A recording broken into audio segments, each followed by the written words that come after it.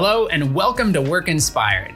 On this podcast, we've had the privilege of interviewing some of the world's most successful leaders in a wide variety of roles and industries.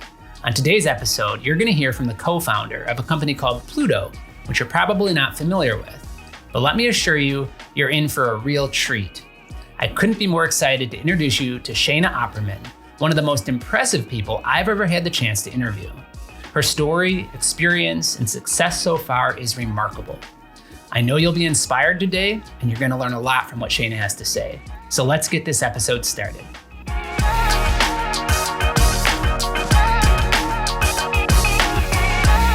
Shana, thank you so much for being on our show. I have been so excited to have this conversation since we had our planning call because I think your story is so inspirational, and you're younger than most guests that we have on the show. And I think that's, in and of itself, the fact that you've had this kind of success and you've taken some of these risks and started a company at your age, I can't wait to talk with you. So thanks for being here.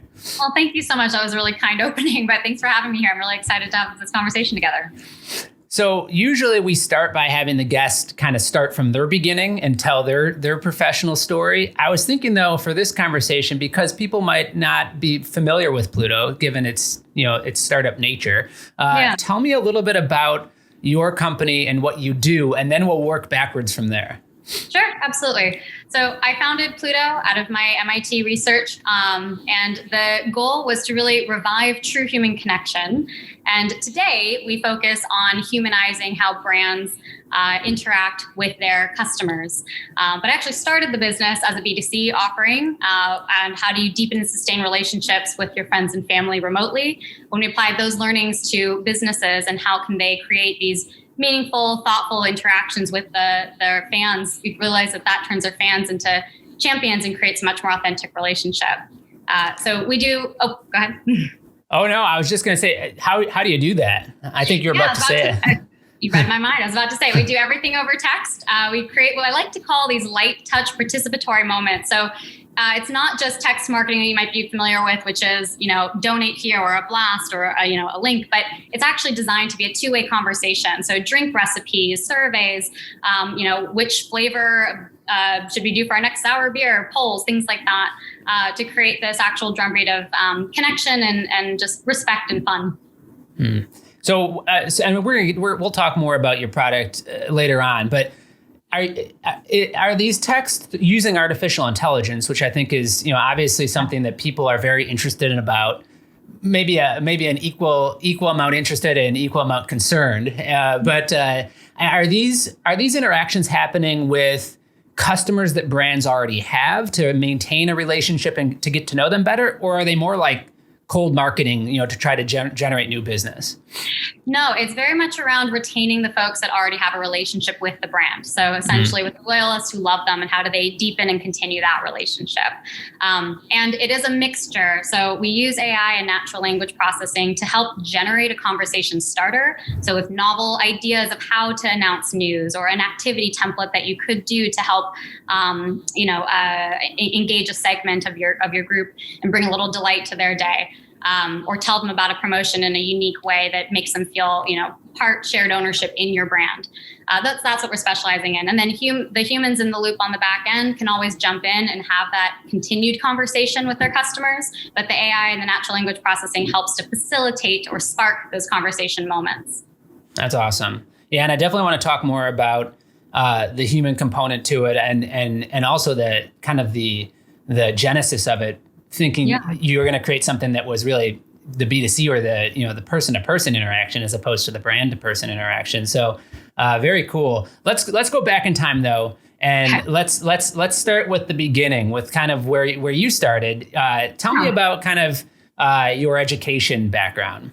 Yeah, so I got my MBA from MIT, and I was also doing a master's of software engineering at MIT, although I left to focus on Pluto full time. So I guess I'm both an MIT grad and an MIT dropout. While I was at MIT, I was also doing research in the MIT Media Lab, focusing on tech's impact on human connection and what forms true sense of belonging, which is what Pluto has its roots in, as I mentioned. A bit though, before that, actually, I I started at Cornell and then transferred. I went to community college and then I went to the University of Texas at Austin. I've got to say I've done all tiers of our upper educational system. Community college, though, really sticks out as one of the best experiences I ever had educationally, which we can talk a little bit more. Just everybody wanted to be there for the sake of learning. It was a really rich environment. And before, I guess a little bit professionally, before I went to grad school at MIT, I was a technical and creative producer at Google on this experimental team, just focusing on how brands can tell stories with data. I was fortunate to get to work across New York, Mountain View, Paris. It was a really great experience. Before that, I started in consumer marketing and advertising at an agency called Saatchi & Saatchi. Do you know it? In New York? It's I did produce the digital ads for General Mills for a while, and so got to learn a lot about consumer behavior and Saatchi's love mark philosophy of brands as part of an identity. Should I tell? I guess a little bit before that, I grew up in California in Santa Cruz in a recording studio in the Redwoods. Drop a lot of 60s, 70s, 80s music references. And part of my story, I guess I'll share, is why I'm interested in the space at all. When I was 14, I spent a year in and out of a wheelchair, and I played soccer competitively and got this massive head injury. And it wasn't just the head injury, it was when the ball hit my head, compressed my spine, pinched a nerve, and I lost all feeling on my left side. I'm left-handed. Have you ever had a major injury before, actually? I have had a head injury. So not to the significance of yours, but I can definitely understand how that could be a turning point in your life. And I'm interested to know, what, you were 14, I think you had told me when that happened. Yeah. How did that? So that impacted what you're doing today? It did, because through that year when I was home recovering, essentially it was two things formed. One, I had to relearn basic things like a half plus a half. I'd always identified as being really good at math, so it just shook my core sense of self and identity. So from that, I took away this line in my journal that I think you are what you know, and you know what you remember. So it was this interest in how do you preserve, recall information and the timing of it, which we apply even now with our brands about when you're forming a relationship, what you're sending, when and how. And then on the other side was, I was 14, but I was away from all my friends and my relationships largely frayed. And from that, it took away that your relationships are largely based on shared context, shared experience, and maintaining that over time and space. So one of our investors likes to say, I should tell people I know what I'm doing, because since that happened, I've lived in 4 countries, 4 states. I've never had personal social media other than LinkedIn, but I've still been a maid of honor 8 times. So you can still maintain relationships over text. That's awesome. So there's a lot to dive into here. Let's start with the education and your comment about how the community college was one of the best experiences you had through your education setting.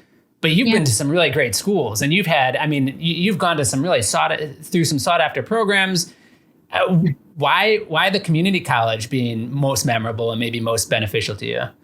Yeah, and I have cherished every educational experience I've had. Has been really rewarding, even Cornell before I left. But community college, what was interesting about that is you had such a mixture of different mindsets and age groups and life stages, where there was a woman in her late 50s after she'd had children coming back to school for the first time. You had an 18-year-old car mechanic trying to work his way through. You had just a mixture of different minds and perspectives all in the same room, all there because they wanted to be, really.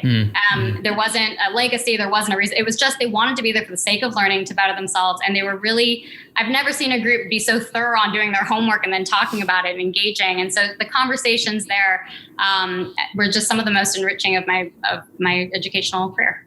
That's very cool. And then when you moved into the ad agency world, what was there? Because I think what I'm trying to piece together here is for people listening that want to try to emulate some of the success that you've had and the direction that you've taken. It seems like you've gotten a lot of experience and a very well-rounded experience in different industries, different education types, different locations around the world.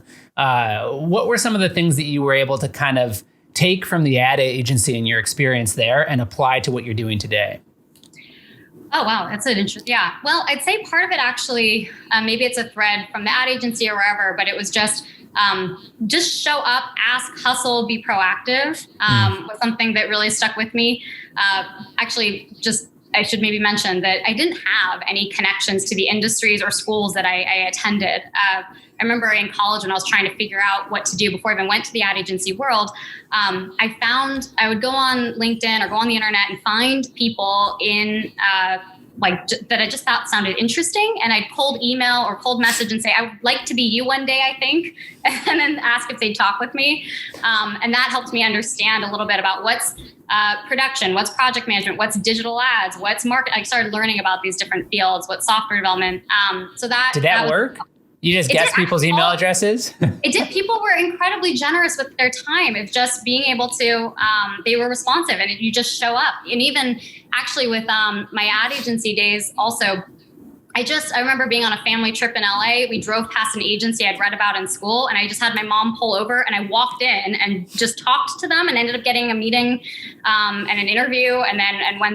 Just sometimes you show up places and hustle, I think is something that I've loved by all my jobs. Actually, I've just made up emails. Usually 14 will get denied and come back. One will go through and then say, I love what you're doing. Here's why I think we'd be a fit. Let's talk. It's just, I think just being really proactive, not being afraid to ask what you want and then going for it. That's very cool. You worked for Google. Tell me a little bit about the team that you were a part of, because not only, Google's a sought after company, very hard to get into company, but the program that you were part of sounds like an incredible piece of that company as well. So tell me a little bit about that experience. Yeah, the team that I was part of was really special. It was called Art, Copy, and Code. And it was sort of an experimental team that was trying to, as I mentioned, sort of reimagine the future of digital advertising, how brands can tell stories with data. And we do these experiments. And it was a team sort of without a home. We sat between engineering and marketing and product and design. And the way that we ran things, why it was called Art, Copy, and Code, is you would always have an engineer, a designer, sort of a hustler, also these different minds together from the ground floor creating something, and just very agile, iterative things. We made all kinds of stuff like talking shoes to I could tell you some different examples, but it was really fun. And it was interesting to see that way of working where it's not siloed, you do this, I do that, but how do you actually bring everybody together and bring different perspectives to solve a problem at the same time? So that mindset I took away, and even how we run Pluto now today as well. Yeah, and that's what I was going to ask you about is obviously Google's kind of known for having a culture of innovation and entrepreneurship. Did you kind of gain confidence while you're part of that experimental group that said, you know what, I can run my own company. I can take this leap and I can start something new? Yeah, I think I'd say that confidence was instilled sort of along the way with a lot of just mentors and champions and people I've looked up to along the way, believing in me and giving me chances. That started just throughout my professional career, people just taking a chance of giving me work and letting me either fail or succeed to give me that confidence. But at Google, yes, it was sort of a startup within Google. Of course, you have the resource net of Google, so it's a little different than a startup from scratch. But I was employee number 4 on that team. We grew it to 25 across the country. So it definitely gave me a taste for how do you rapidly iterate, prototype. How do you bring different mindsets together to build something from the ground up, from, wacky novel idea on a sticky note to an actual real thing that people are using, millions of people are touching. So that did give me confidence to see that process and to lead the production of that. So certainly there. Sure. You talked about how when you had that head injury, you realized in that year that some of your relationships, because you weren't sharing experiences with them, kind of frayed and maybe became more distant. As you have gone through all these different experiences leading up till now, and you've met all these, I'm assuming, very influential people, you've put together a great network. Have there been certain things that you've done to kind of make sure that you're, cultivating or making sure that network stays strong? I guess somewhat similar to what your product does, but has that been important in your success, is making sure that those relationships stay very relevant and strong? Yeah, I do. So one thing is in anything, whether it's a professional network or a personal relationship, To me, maintaining a relationship is being thoughtful about the things that matter to others. And so not just reaching out when you need something, but you're constantly trying to be value additive to their life along the way too. It's a give and take. That's also Pluto. Every time you reach out, you're being respectful of your place and taking someone's attention and time. That's an honor. So I do that along the way, where whether it's, I don't know, a silly movie quote that makes me think of someone and send it their way, just involving feedback along the way as well. But I do a lot of touch points. I've done some just trying to pay attention to, I know that things that'll give others like a kick or a smile. One of my mentors really likes the Beatles and likes fishing. I came across a picture of the Beatles fishing, so sent it to him, and that helped us maintain our conversation. And he's the CEO of a major international company. So it's just helpful to have those touch points when you don't need something, you're just genuinely trying to build a relationship, because that's what this life is all about. Sure. You've mentioned mentors a couple of times. Has that been a significant kind of component of your success? Have you gone out and actively asked people to mentor you? Yes, absolutely. Some I was really fortunate early on, almost like came to me and in like an informal way of people just being willing to teach things to me. I remember when I was in my first internship in advertising, and this man was like, I think you have a knack for project management, which I didn't even know what that was. And he's like, if you over lunch, I could teach you a little bit more about this. And that actually ended up becoming my first then career job out of school. And so I view him as like a first mentor of just being willing to take a chance and help me grow. But since then, even when I moved to Boston, I didn't have a network here. When I moved to Texas, I didn't have a network there. So I just cultivated it. I would reach out to people kind of similar to what I did when I was trying to figure out what do I want to be when I grow up, and reach out and say like, hey, you've founded 3 businesses here. I'm a budding entrepreneur. I'd love to learn from your mistakes and what you find compelling and concerning about what I'm doing. Would you like to meet? And I've had some of those have been with me for now 5 years.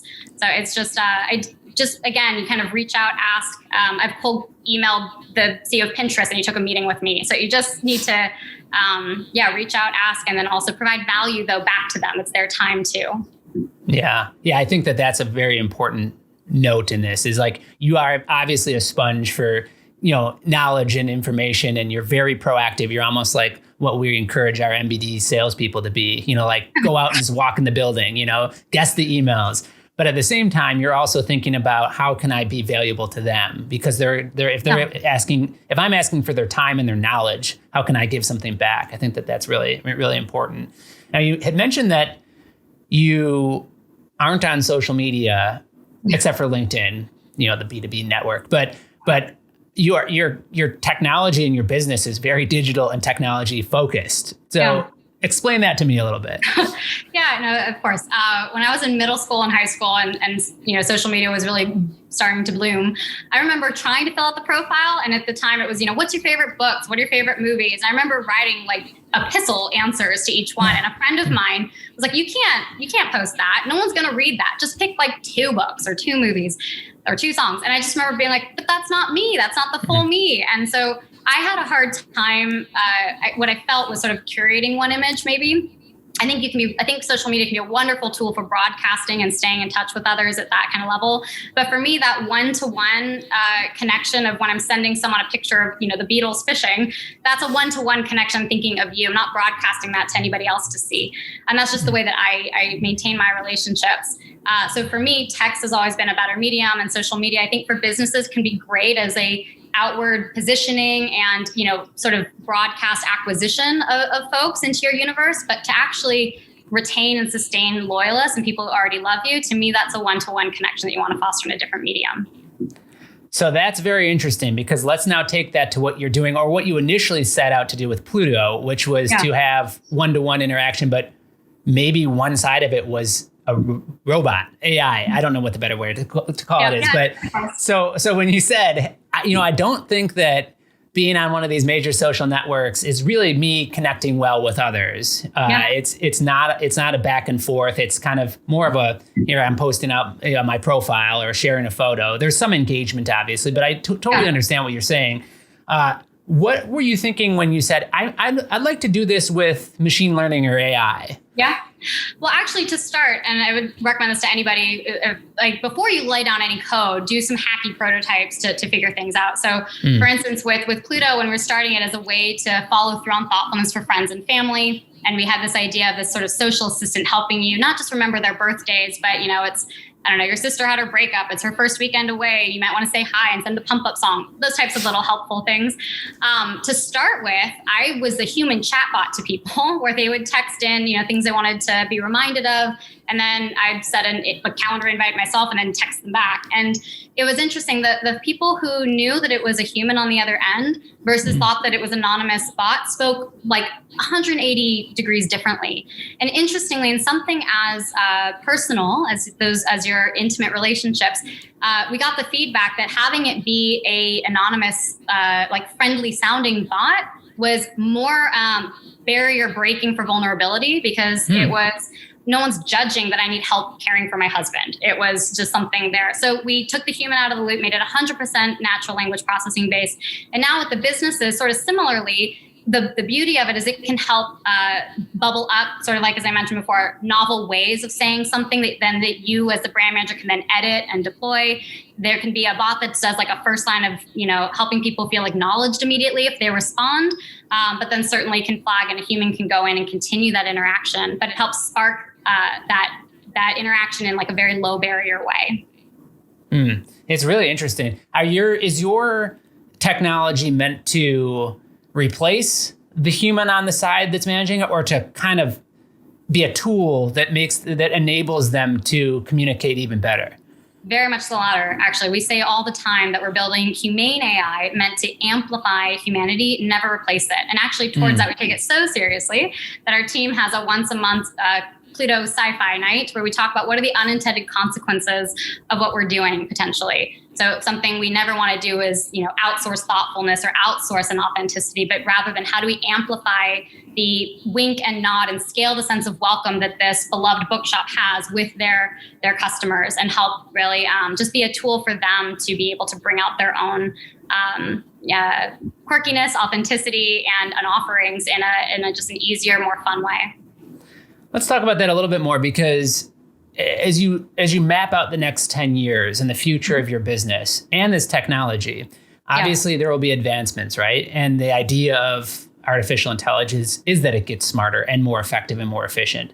So how do you balance that knowledge that that's where we're headed? And I'd actually be interested to know where you think we're headed and how quickly we're going to see this technology explode, or maybe that's not the right word, advance.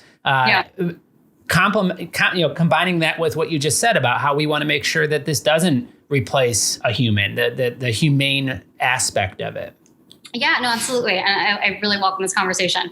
So it's interesting, especially in like MarTech. There's a lot of push towards, we'll automate a lot of your messaging or automate the interactions. And I think that's just the wrong way to go, where AI can do that. It can give you a lot of data to act from. But actually what I think it should do is not ever replace interaction, but just help make it even more human by helping remove barriers so that which businesses are just a collection of people. So help those people have more human connections with the people who love them. So remove maybe the barrier of, I don't know a fun way to say this, but help, with that kind of inspiration, or the cadence of, hey, haven't sent something to this age group in a while. Do you want to? But bubbling up, helping you, which is Pluto's always been about, whether it was the personal or the business side, following through on your intentions that you already had, not creating ones you wouldn't have. So an example one of our businesses gave is we would never say, you bought this expensive champagne last year for your wife's birthday. Do you want to buy this even more expensive champagne now?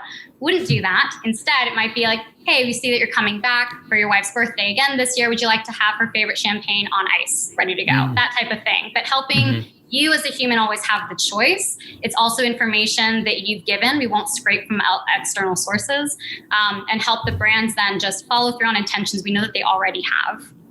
That's very cool. And one of the things I was just thinking about, as you talked about a brand being a collection of people, we talk a lot about culture on this podcast, and I want to get there with the culture you're creating with your team. But when you think about the personality of a brand, and now you've shifted your platform to be, brand to the business to consumer, right?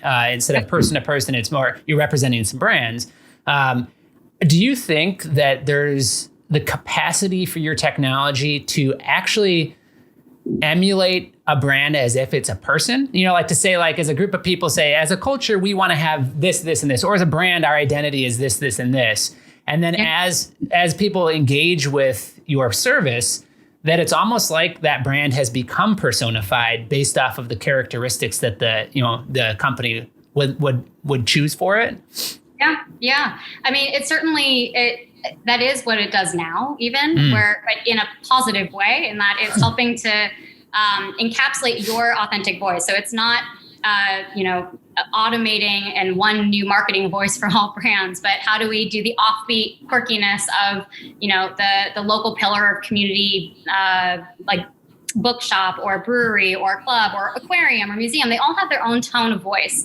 And so our platform really takes a lot of care, and that's where a lot of the learning can come in to help bubble up ideas that would be right for that brand.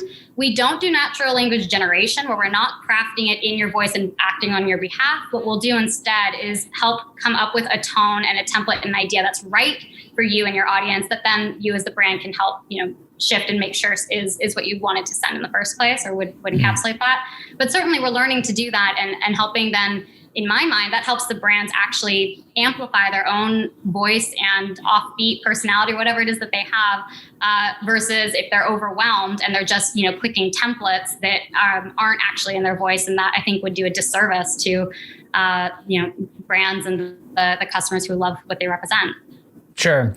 And I think a lot of the examples that you've given that I've seen on your site are very kind of marketing focused. They're the positive, the fun, like you just gave the example about the champagne. Is there an opportunity with this technology to also assist in kind of crisis communication, or making sure that if there's conflict, that it's resolved in a better way? Yeah, absolutely. We call it that. There's also it sort of becomes a heartline to the brand, where, it's a hotline, if you will. It's like concierge. You can write back and it will go into an organized inbox. It flags it, and then someone can write back right away. That happens a lot actually now. And so we see that happening where, yes, we focus on these sort of novel activities and things to send to prompt an interaction, but a conversation doesn't have to always be prompted. Sometimes it prompts an entirely different train of thought. And so the system honors those different dynamics.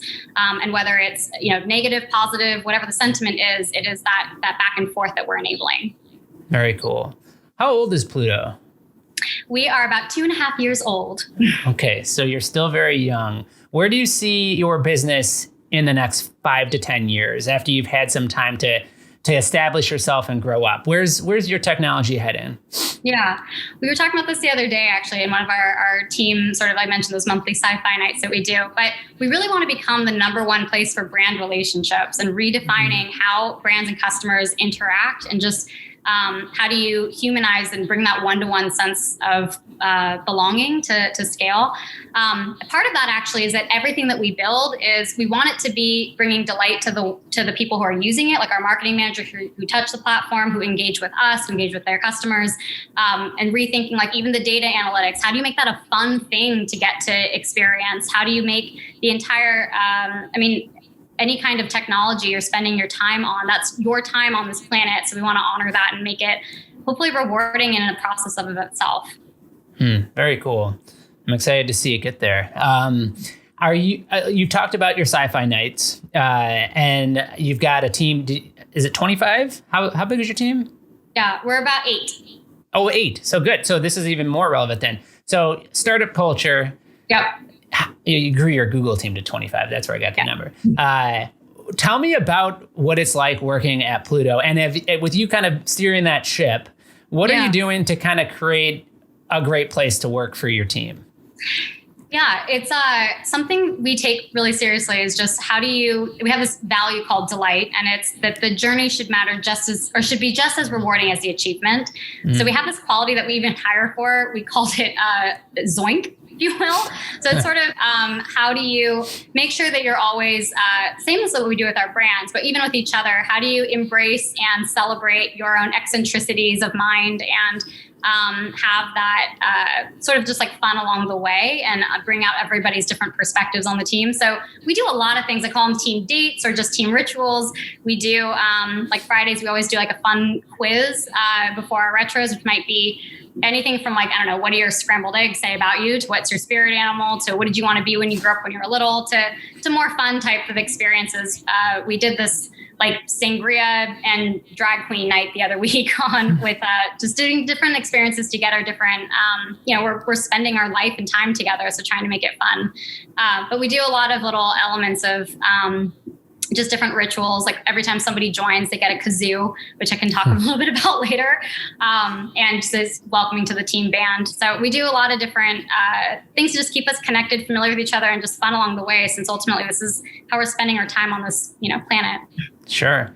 The big question right now is, how important is it for us to be together in person as we come out of the pandemic, hopefully, and start to think about getting back together?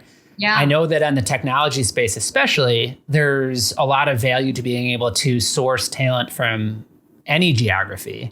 But you've mentioned a number of things that seem to me like they might be easier to do when you're together in a group, right? So from your perspective, what does the future of working look like as far as remote versus in person? Yeah, I think it really depends on the team, to be honest, not to have a cop-out answer. But I think that there's definitely an element to in-person, like the team dates I mentioned that we used to do in person together. You can replicate those online. So to me, it's more about the culture and the values you're living, less about the in-person or not. But how are you making people feel valued, feel seen, respecting their privacy and time versus autonomy? So I think that really depends on the personalities of the team, the nature of the business. For us, we work really well remotely. We also, I could see us like getting together to make sure that we have time together. We're all over now. And I think that having that autonomy over your time matters, as long as we're able to keep these sort of like moving as a pack together, which we've done virtually for a while now. Very cool.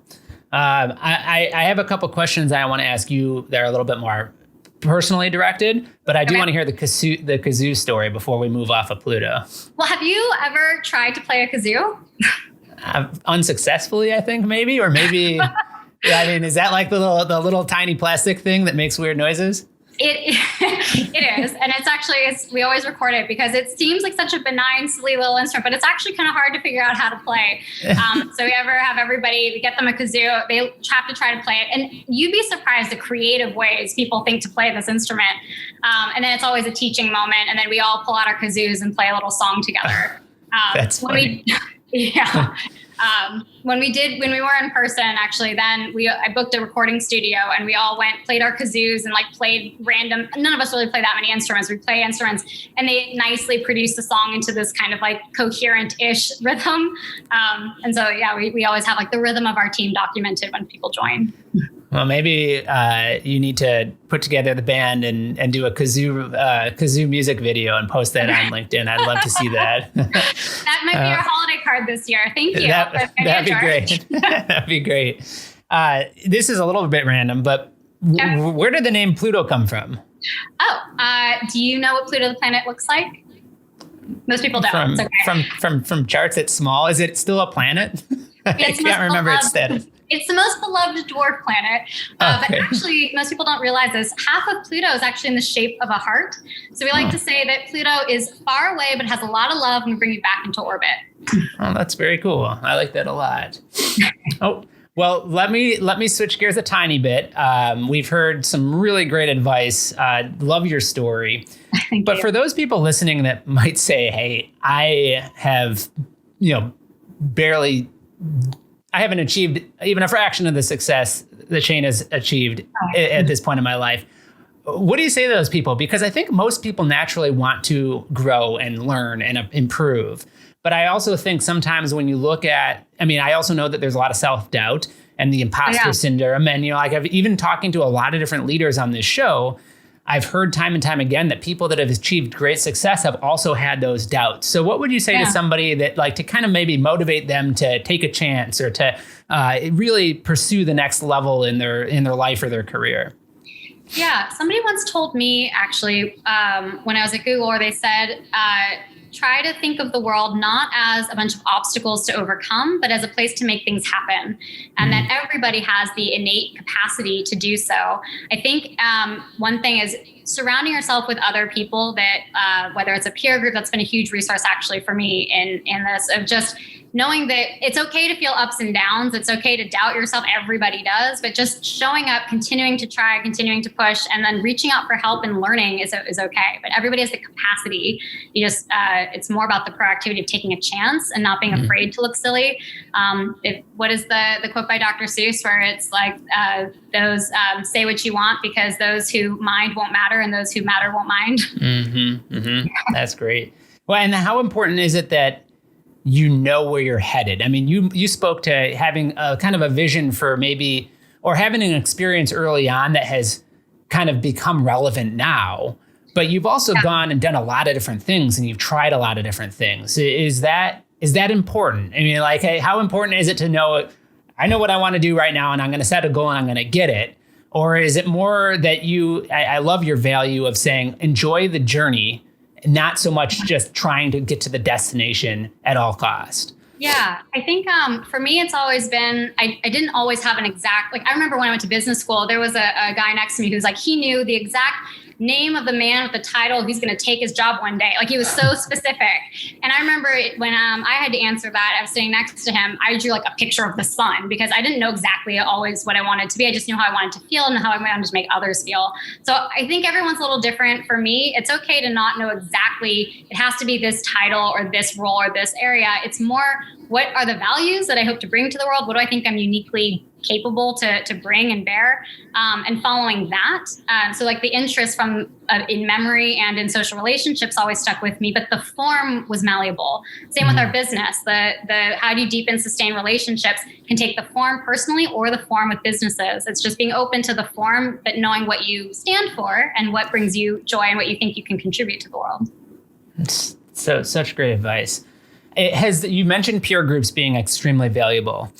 Has there been any other resources that you found really, really useful in your career growth? Yeah, I'd say, I mean, just to kind of like double tap on the peer group things, I really think that's important. Being able to, I think what I mean by that is having a network of, I mean, friends and family can be very, warm listeners, but that's different than finding people that are in your role and you can have, you can talk about the 5% of things you don't talk about anywhere else. I think that's really important. So whether that's a formalized, like right now, I'm in a lot of like founders from MIT groups, like other female founders in tech, or Boston CEO groups locally, or just when I was in industry, my other people doing my role in other companies, just having like a wine and WHINE night, but just being able to find groups that can sort of empathize with exactly what you're going through, not just listen, and also maybe give you an actionable, well, here's what I did or how I handled that. I think that's really important to find and cultivate and have. That's certainly been a huge boost to me. Very cool. You talked a lot. We've talked about mentors and some of the really influential people that have helped shape your career. As you've observed other leaders, have you noticed any characteristics that many of them share? Yes, I think having the ability to always maintain perspective and bring that. A team will, rightly so, can get really lost in the weeds of firefighting day to day. And I think that the leaders I've really admired and hope to try to become as well are able to bring back a sense of context of like, what is, especially in a startup, everything's a fire, but is it really like, what is actually the most important use of our time? What does this mean for what we're all here, what we're trying to do? And when I say bringing perspective, it's not just like dictating your own, it's also being able to bring out perspectives from others. So, really different perspectives from other mentors or other groups or people on your team, and bringing that to bear constantly. So you're always doing a gut check on, are we on track? What are we actually really trying to do here with our time and our mind and our resources? I love that advice because it's interesting. Passion is usually a component, right, to success. You've got to, we talked about it in a couple different forms, but I do love that there also has to be some component of balance and of level-headedness and being able to kind of weather some of the different challenges and obstacles, but also being able to encourage and somehow lead your team to do that. Really cool. How about, this is going to be a funny question for you, but it's my final question. Okay. If you were retiring today and you were leaving behind some bit of knowledge or wisdom that you've picked up, Okay. What would that be? What would you tell maybe your replacement or your team or anybody that's saying, man, Shana did a great job. What could I learn from her? Oh, okay. The thing that comes to mind immediately is it's a quote that I love to try to live by Henry David Thoreau, which is, to affect the quality of the day, that is the highest of arts. So whether it's life or a startup, there's a lot of things you can't control. There's a lot of ambiguity you're constantly navigating, but you can control the energy you put out into the world, how you make others feel. And at the end of the day, we're all on this planet, in this journey of life at the same time. Hopefully we can cheer each other on through that. And if nothing else, I think that would be a good use of our time. Such great advice. Shana, thanks so much. This has been such a fun conversation. I love what you're doing. I know you guys will have an incredible journey ahead, and I can't wait to follow you on that journey from afar. But thanks for being here and for sharing your insights. Absolutely. Thank you so much for having me here today. Really appreciate it.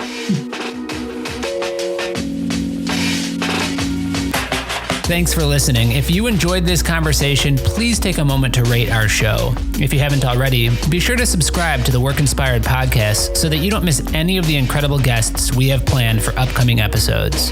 We'll continue to find the best and brightest minds in business so that you can learn, grow, and succeed, and so that we can all work inspired.